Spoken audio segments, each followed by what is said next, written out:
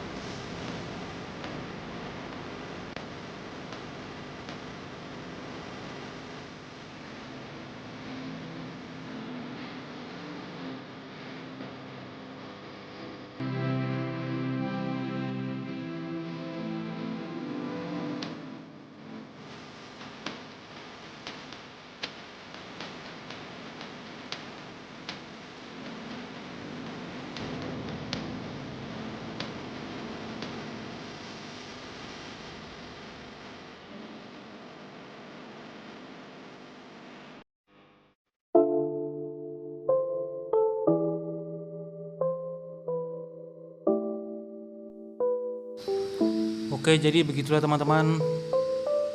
Ini untuk di atasnya tinggal satu benang aja teman-teman ya, tidak perlu 2 benang lagi. Oke, semoga video ini bermanfaat buat teman-teman semuanya. Jangan lupa dukungannya dengan like, komen, dan jika teman-teman baru mampir di channel ini jangan lupa di subscribe. Oke teman-teman, terima kasih telah menonton video ini.